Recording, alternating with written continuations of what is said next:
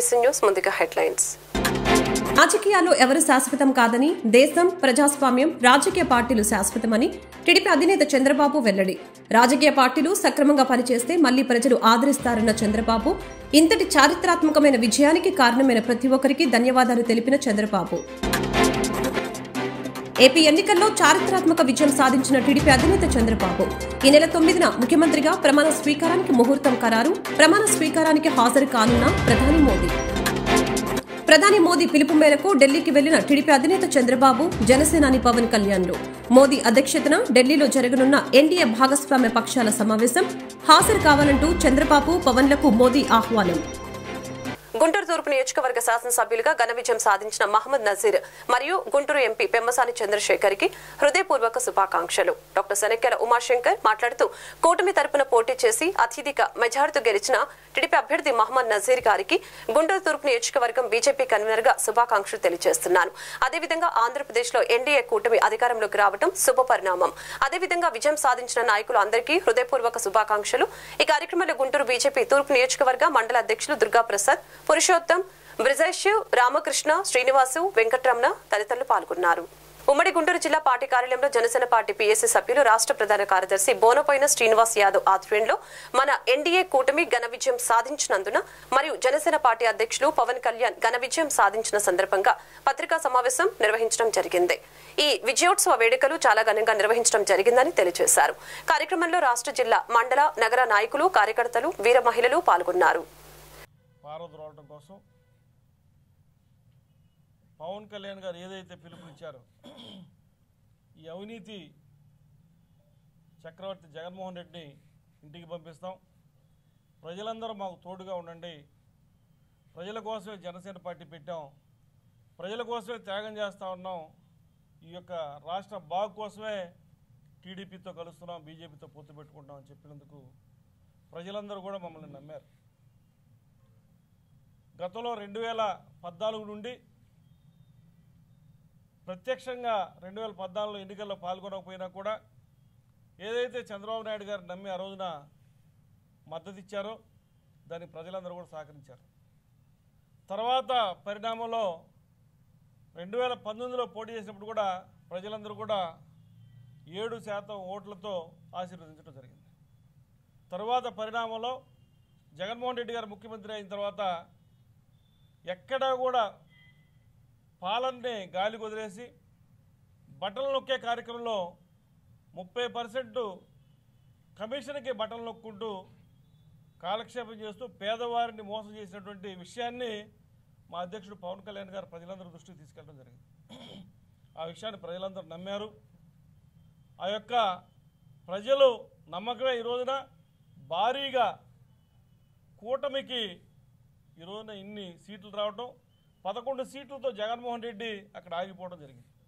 అంటే ఎవరైనా గుర్తుపెట్టుకోవాలి, ప్రజాస్వామ్యంలో మనం ప్రజల్ని వదిలేసి, అభివృద్ధిని వదిలేసి, ఒక్క కమిషన్లతోనే, సంక్షేమం పేరుతో కమిషన్లతోనే వ్యాపార దృక్పథంతో సంక్షేమాన్ని కూడా వ్యాపారంగా చూస్తూ ప్రభుత్వ సొమ్ముతో నేను ప్రజల ఓట్లు కొనుక్కుంటా ఉన్నాను, వీళ్ళందరూ కూడా ఈ సొమ్ముతో నాకు బానిసలుగా ఉంటారని ఆలోచన చేసే జగన్మోహన్ రెడ్డి లాంటి రాజకీయ నాయకులు ప్రతి ఒక్కరికి కూడా ఒక రకమైనటువంటి బుద్ధి చెప్పినట్టుగా ప్రజలందరూ కూడా మనం గమనించాలి. ఈరోజు ప్రజలందరూ కూడా, ఆంధ్రప్రదేశ్లో ఉన్నటువంటి ప్రజలందరూ కూడా చాలా చైతన్యవంతంగా ఈ రాష్ట్ర ప్రభుత్వం చేసేటువంటి అవినీతిని, అక్రమాలని. రాజకీయాల్లో ఎవరు శాశ్వతం కాదని, దేశం, ప్రజాస్వామ్యం, రాజకీయ పార్టీలు శాశ్వతమని టీడీపీ అధినేత చంద్రబాబు తెలిపారు. రాజకీయ పార్టీలు సక్రమంగా పనిచేస్తే మళ్లీ ప్రజలు ఆదరిస్తారని పేర్కొన్నారు. ఇంతటి చారిత్రాత్మకమైన ఎన్నికలు ఎప్పుడూ చూడలేదన్న చంద్రబాబు ఈ విజయానికి కారణమైన ప్రతి ఒక్కరికి ధన్యవాదాలు తెలిపారు. ఏపీలో అధికార వైసీపీ ఊహించని రీతిలో దారుణ పరాజయం పాలవడం పట్ల ఆ పార్టీ అధినేత ముఖ్యమంత్రి వైఎస్ జగన్మోహన్ రెడ్డి స్పందించారు. ఈ నేపథ్యంలో ఆయన తాడేపల్లి నుంచి మాట్లాడారు. ప్రతి ఒక్కరికి మంచి చేసిన ఓటమి పాలయ్యానని తీవ్ర ఆవేదన వ్యక్తం చేశారు. ఏపీ ఎన్నికల్లో చారిత్రాత్మక విజయం సాధించిన టీడీపీ అధినేత చంద్రబాబు ఈ నెల 9న ముఖ్యమంత్రిగా ప్రమాణ స్వీకారం చేయనున్నట్లు విశ్వసనీయ వర్గాలు తెలిపాయి. ఈ కార్యక్రమానికి ప్రధాని నరేంద్ర మోదీ కూడా హాజరు కానున్నారు. అమరావతి రాజధానిలో 11 గంటల 53 నిమిషాలకు ప్రమాణ స్వీకారం చేయనున్నారు. ప్రధాని మోదీ పిలుపు మేరకు టీడీపీ అధినేత చంద్రబాబు జనసేనాని పవన్ కళ్యాణ్ ఢిల్లీకి బయలుదేరారు. మోదీ అధ్యక్షతన ఢిల్లీలో ఎన్డీఏ భాగస్వామ్య పక్షాల సమావేశం జరగనుంది. హాజరు కావాలంటూ చంద్రబాబు పవన్లను మోదీ ఆహ్వానం పంపారు. ఆగస్టు క్రైసిస్ తర్వాత ఎన్టీ రామారావు గారు పార్టీ పెట్టిన తర్వాత 83లో మేము గెలిచాం. అప్పుడు 200 సీట్లు వచ్చాయి. కొత్తగా పార్టీ పెడతానే ఎన్నికలకు వెళ్లి 9 నెలలు అధికారంలోకి వస్తే 200 సీట్లు వచ్చాయి.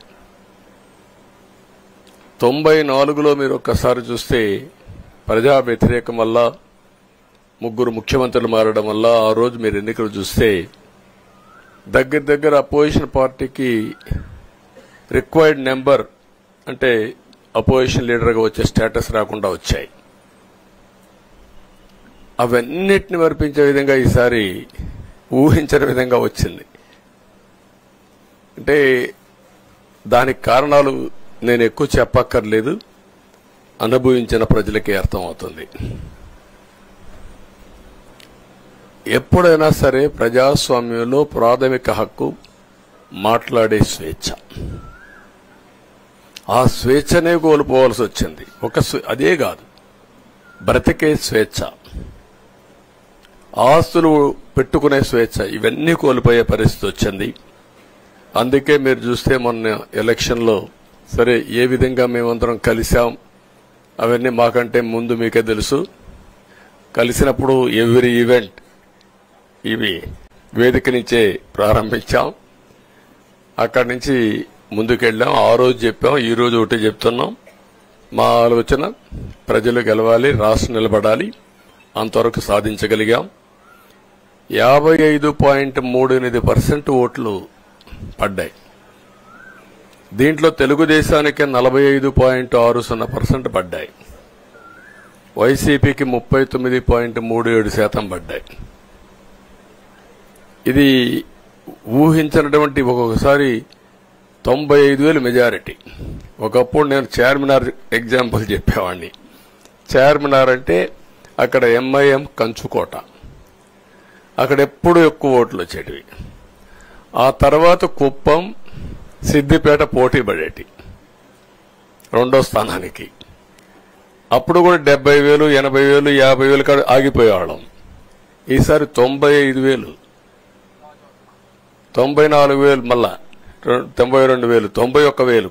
మంగళగిరి లాంటి కాన్స్టిట్యున్సీలు 91,000 మెజారిటీ. ఏ విధంగా అభివర్ణించాలో నాకైతే అర్థం కాదనమాట. అంత ఇదెళ్లిపోయినాయి. ఇవన్నీ చూసిన తర్వాత ప్రజలు ఇచ్చిన తీర్పు మీరు చూస్తే అహంకారం, నియంతృత్వం, విచ్చలవిడితనం, ఏదంటే అది చేస్తాననుకుంటే ప్రజలు క్షమించే పరిస్థితులు లేరు. అదే ఈరోజు నిరూపించే పరిస్థితికి వచ్చారు. ఒక మాటలో చెప్పాలంటే ఈసారి వీళ్ళు చేసింది గుణపాఠం పాలకులకు కాదు, అవినీతి అహంకారంతో ముందుకు పోయే ఎలాంటి ధ్వంసకారులకైనా ఇదే జరుగుతుందని నిరూపించారు ప్రజలు. దానికి మనస్ఫూర్తిగా అభినందిస్తున్నా. అదే సమయంలో 5 సంవత్సరాలు మా కార్యకర్తల పడిన ఇబ్బందులు, చాలా మంది స్లీప్లెస్ నైట్స్, కంటి నిండా నిద్రపోని పరిస్థితి. అక్కడి నుంచి నేను చూస్తే చాలా కడాన మనిషిని హింస పెడుతూ నువ్వు ప్రాణంతో బతకాలంటే జై జగన్ అనమంటే జై తెలుగుదేశం, జై చంద్రబాబుని ప్రాణాలు వదిలిన సందర్భం చంద్రయ్య. ఇది తలుచుకుంటే ఏపీ ఎన్నికల్లో చారిత్రాత్మక విజయం సాధించిన టీడీపీ అధినేత చంద్రబాబు ఈ నెల 9న ముఖ్యమంత్రిగా ప్రమాణ స్వీకారం చేయనున్నట్లు విశ్వసనీయ వర్గాలు తెలిపాయి. ఈ కార్యక్రమానికి ప్రధాని నరేంద్ర మోదీ కూడా హాజరు కానున్నారు. అమరావతి రాజధానిలో 11:53 ప్రమాణ స్వీకారం చేయనున్నారు. ప్రధాని మోదీ పిలుపు మేరకు టీడీపీ అధినేత చంద్రబాబు జనసేనాని పవన్ కళ్యాణ్ ఢిల్లీకి బయలుదేరారు. మోదీ అధ్యక్షతన ఢిల్లీలో ఎన్డీఏ భాగస్వామ్య పక్షాల సమావేశం జరగనుంది. హాజరు కావాలంటూ చంద్రబాబు పవన్లను మోదీ ఆహ్వానం పంపారు.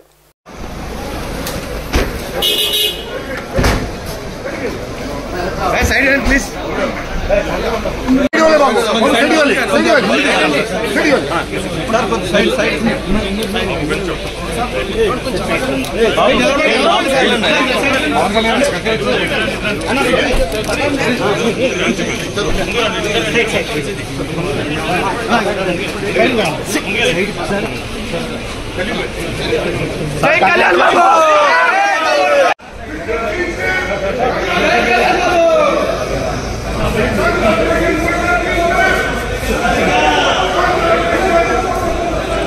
కీరా కూడా చాలా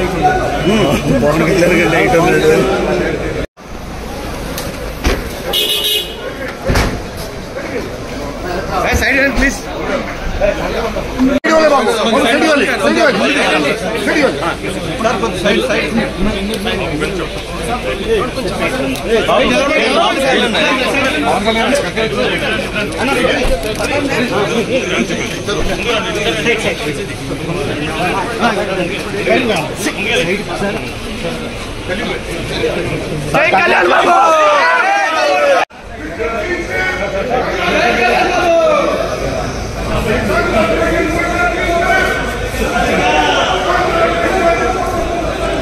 కీరా కూడా చాలా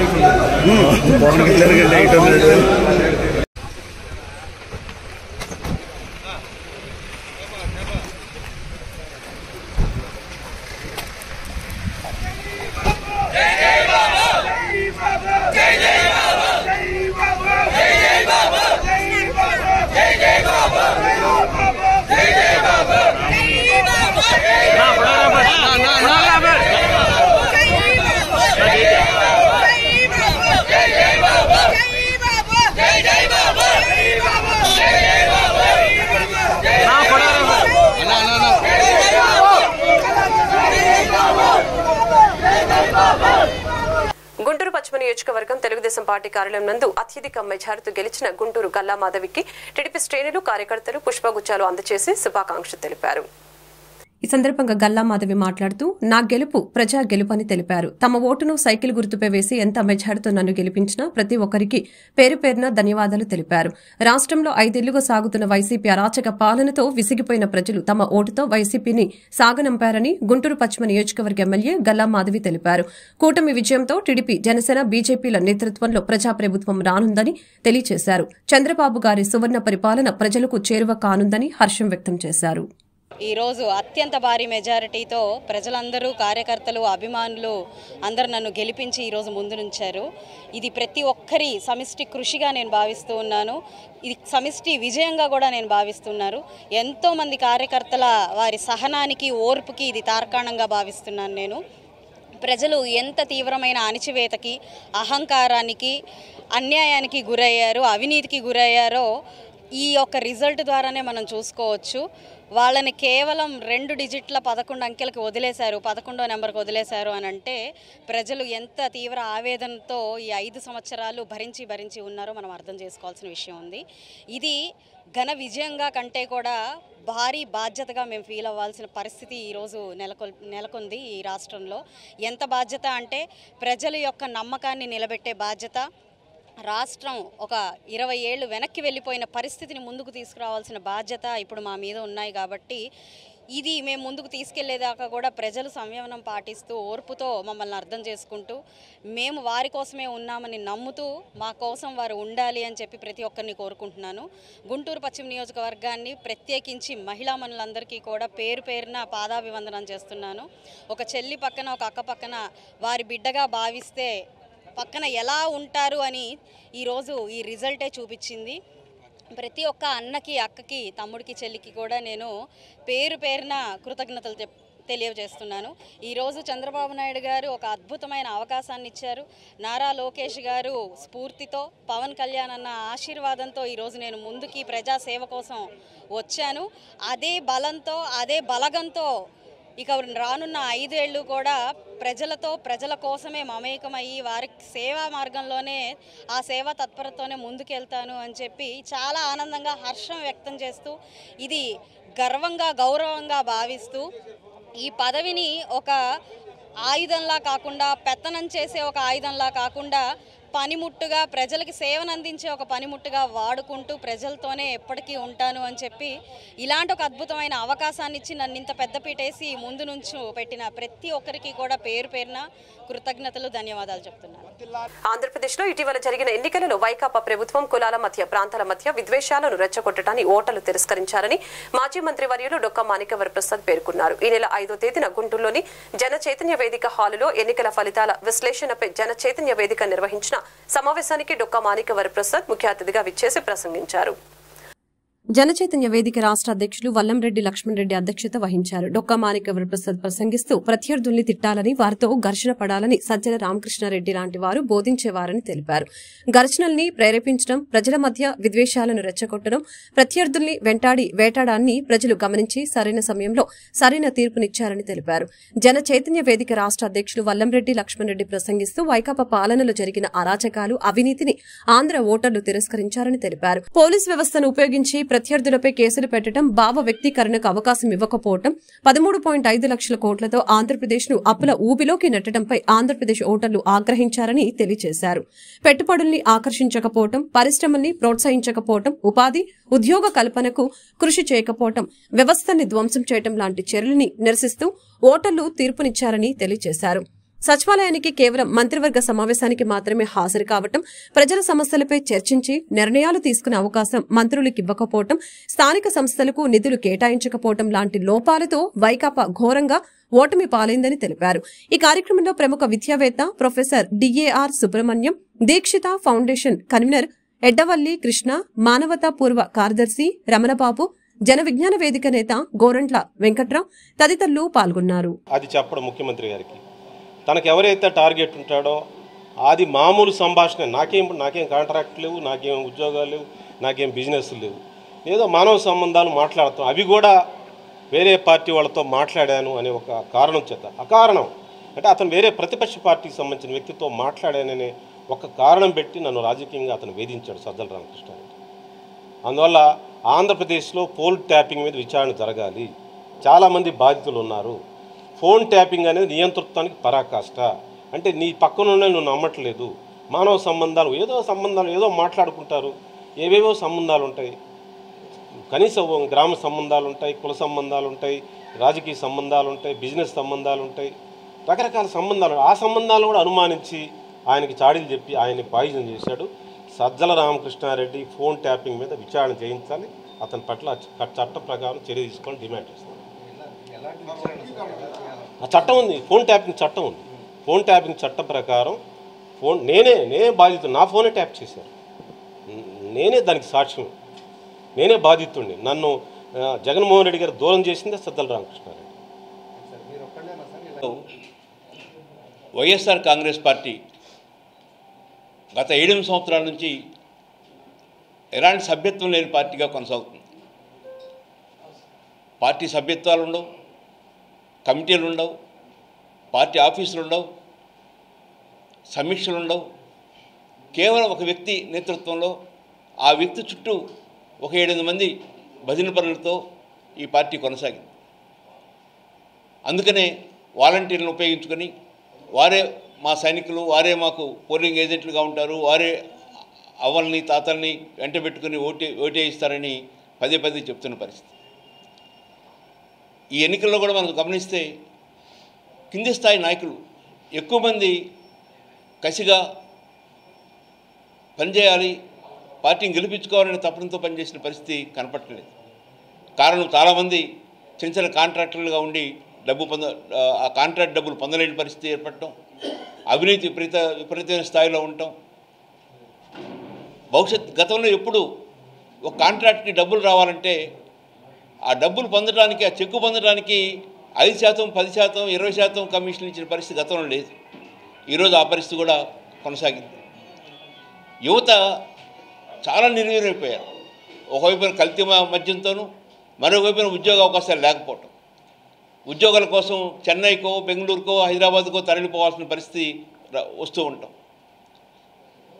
రాజధాని పేరుతో 3 రాజధానులనే ప్రకటించి 3 ముక్కలాట ఆడుతూ అమరావతిని పూర్తిగా ధ్వంసం చేయటం. అందుకని కృష్ణా గుంటూరు జిల్లాలో మొత్తం అన్ని స్థానాలు కోల్పోవడానికి అది ఒక కారణంగా భావిస్తున్నాడు. పోలవరం దాదాపు 72% పూర్తయిన పోలవరాన్ని ఆ మిగిలిన భాగం పూర్తి చేయడానికి 5 సంవత్సరాల్లో కూడా ఏమాత్రం ప్రయత్నం జరగలేదు. అది విఫలమైన పరిస్థితి. వెలుగొండ ప్రాజెక్టు కేవలం 3,000 కోట్ల రూపాయలు ఖర్చు పెడితే పూర్తయ్యే వెలుగొండ ప్రాజెక్టు ఈరోజు కూడా పూర్తి కాని పరిస్థితి. ఆంధ్రప్రదేశ్ ఒక 2 స్థానాలు పెరిగి 11 స్థానాలకే వైసీపీ కన్ఫైన్ కావడం జరిగింది. ఇలా ఎందుకు జరిగింది? నిన్న స్వయానం వైసీపీ నేత ముద్రగడ పద్మనాభం సంచలన ప్రకటన చేశారు. పిఠాపురంలో జనసేనాని పవన్ కళ్యాణ్ ఓడిస్తానని సవాలు చేసి ఓటమి చెందానని తెలిపారు. త్వరలో పేరును పద్మనాభరెడ్డిగా మార్చుకుంటానని ప్రకటించారు. గెజెట్ పబ్లికేషన్ కోసం అంతా సిద్ధం చేసుకుంటున్నట్లు తెలిపారు. 2-3 రోజుల్లో దరఖాస్తు చేయబోతున్నట్లు చెప్పారు. తన పేరు మారిన తర్వాత మళ్లీ ఆ వివరాలు తెలుపుతామని అన్నారు. విజయవాడ పశ్చిమంలో కూటమి బీజేపీ అభ్యర్థి సుజనా విజయ దుందుపి మోగించారు. తనను గెలిపించిన ప్రజలకు ఆయన కృతజ్ఞతలు తెలిపారు. ఈ 5 సంవత్సరాల ప్రజలకు అందుబాటులో ఉంటానని హామీ ఇచ్చారు. పవన్ కళ్యాణ్ గారి గురించి నేను సవాలు విసిరానండి. పిఠాపురంలో ఓడించి పంపకపోతే నా పేరు మార్చుకుంటాను పద్మనాభరెడ్డిగా అని చెప్పడం జరిగిందండి. ఓటమి చెందాను. అన్న మాట ప్రకారంగా నా పేరు పద్మనాభరెడ్డిగా మార్చమని చెప్పేసి గెజెట్ పబ్లికేషన్ కోసం పేపర్స్ అన్నీ రెడీ చేసుకున్నానండి. రేపు ఇంట్లో పూర్తిగా నింపి పేరు మార్పు కోసం దరఖాస్తు చేస్తానండి. ఆల్రెడీ అన్ని ఫిలప్ అయిపోయి ఇంకా తర్వాత ఉంటే చూసుకుని. కూటమి అభ్యర్థుల్ని భారీ మెజార్టీతో గెలిపించిన ప్రజలకు జనసేన పీఎస్సీ సభ్యులు బోనపైన శ్రీనివాస్ యాదవ్ కృతజ్ఞతలు తెలిపారు. జనసేన జిల్లా పార్టీ కార్యాలయంలో బోనపైన మీడియాతో మాట్లాడారు. జనసేన టీడీపీ బీజేపీ కూటమి విజయం సాధించిన సందర్భంగా దేవాపురంలోని ఆంజనేయ స్వామి దేవస్థానం నందు ప్రత్యేక పూజలు నిర్వహించిన అనంతరం 101 కొబ్బరికాయల్ని స్వామివారికి సమర్పించారు. ఈ కార్యక్రమంలో జనసేన కార్యకర్తలు మాట్లాడారు. జనసేనాని సిద్ధాంతాలను ప్రతి ఒక్కరూ ఆదర్శంగా తీసుకోవాలని కోరారు. కూటమి గెలుపు ప్రజా గెలుపు అని తెలిపారు. ఈ కార్యక్రమంలో టీడీపీ అభిమానులు, కార్యకర్తలు తదితరులు పాల్గొన్నారు. దేవాపురం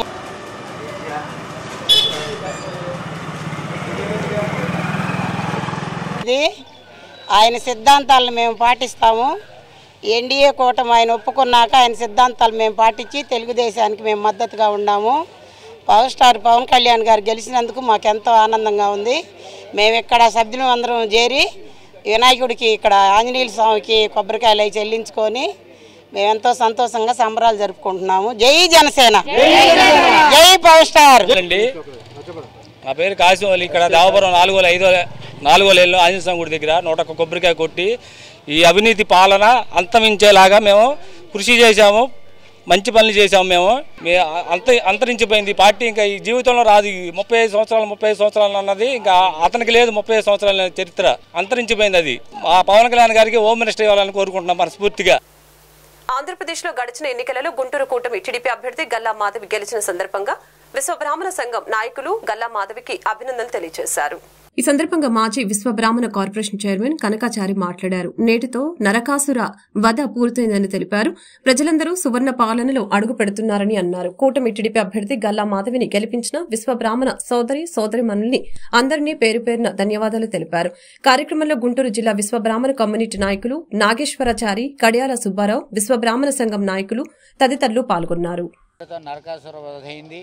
ఇటు సామాన్యులు కానీ, రైతులు కానీ, ఉద్యోగస్తులు కానీ అందరికీ కూడా ఒక శుభసూచకంగా దీన్ని భావిస్తూ ఉన్నాం.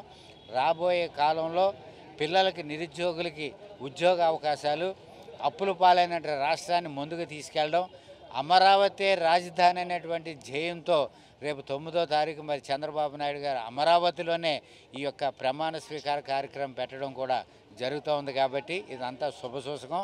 అందరికీ రాబోయేదంతా మంచి రోజులని చెప్పి తెలియజేస్తూ సెలవు తీసుకున్నాం. ఏర్పాటు చేసినటువంటి 54 సాధకార కమిటీల్లో విశ్వబ్రాహ్మణ సాధకార కమిటీ ఒకటి ఉంది. మరి నన్ను కోఆర్డినేటర్గా నియమించి ఈ యొక్క ఎన్నికల్లో మీ యొక్క కమ్యూనిటీ సహాయ సహకారాలు కావాలని చెప్పిన వెంటనే నేను 25 పార్లమెంట్లో ఉన్నటువంటి కన్వీనర్స్కి ముఖ్య నాయకులకి సంఘ నాయకులకి అందరికీ నేను ఒక మెసేజ్ పెట్టగానే వాళ్ళందరూ కూడా అన్ని నియోజకవర్గాల్లో అక్కడ ఉన్నటువంటి అభ్యర్థుల విజయం కోసం పాటుపడినటువంటి యావత్ ఆ రాష్ట్రంలో ఉన్న విశ్వబ్రాహ్మణులందరికీ కూడా నా మీద గౌరవంతో, మరి చంద్రబాబు నాయుడు గారి మీద ఉన్న గౌరవంతో, తెలుగుదేశం మీద ఉన్న గౌరవంతో అందరం ముందుకు వచ్చి పనిచేసినందుకు రాష్ట్రంలో ఉన్న విశ్వబ్రాహ్మణ సోదరులందరూ కూడా ఈ పత్రికాముఖంగా ధన్యవాదాలు తెలియజేస్తాం. మన గుంటూరు నగర ప్రజలకు ఇవాళ ఒక శుభోదయం అండి. ఇవాళ మన గుంటూరు నగర ప్రజల్లో పశ్చిమ నియోజకవర్గంగా మన అక్కయ్య గారైన గల్లా మాధవి గారు, అదేవిధంగా మన అన్నగారైన పెమ్మసాని చంద్రశేఖర్ ఆధ్వర్యంలో ఇవాళ ఎంతో గొప్ప ఘన విజయం సాధించి నరరూప రాక్షసత్వం పోగొట్టుకొని మనం ఇవాళ శుభోదయంగా మన వర్కర్స్ కానీ అనేక కమ్యూనిటీలు కానీ ఈ యొక్క శుభోదయాన్ని పంచుకోవాలని చెప్పి విశ్వబ్రాహ్మణ కమ్యూనిటీ తరపున మేము కోరుకుంటూ, ఈ విధంగా మన చంద్రబాబు గారు ఇవాళ మన అమరావతిలో, మన రాజధాని అయిన అమరావతిలో 9వ తారీఖున ప్రమాణ స్వీకారం చేయొచ్చు. అందరికి కూడా ఒక ఆయుబట్టుగా, అందరికీ ఆకర్షవంతులుగా ఉంటారని చెప్పి వాళ్ళు సెలవు ఇచ్చినారు.